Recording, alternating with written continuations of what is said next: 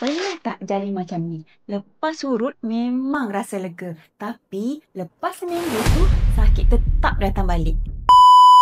Sebenarnya, urutan tradisional ni memang banyak bantu. Badan rasa ringan, darah mengalir cantik dan dalam kajian pun dah nyatakan memang urutan membantu mengurangkan ketegangan otot tu dalam masa seminggu. Untuk orang yang berusia 50 tahun ke atas, 80% daripada sakit badan mereka yang berulang tu disebabkan oleh otot yang lemah, saraf terhimpit atau sendi yang tak stabil.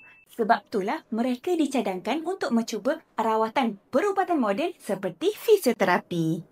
Dalam fisioterapi, kita akan buat penilaian dahulu. Fisioterapis akan cek otot mana yang lemah, saraf mana yang terhimpit ataupun sendi mana yang tak stabil tu. Lepas tu, fisioterapis akan buat rawatan dan senam markas untuk selesaikan punca masalah tersebut.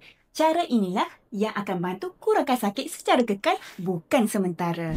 Jadi, kalau sakit dah lama dan kerap berulang, jangan biar berlarutan. Periksa awal dan rawat punca. Biar badan kita lebih sihat untuk bergerak, untuk solat dan untuk buat aktiviti harian dengan selesa.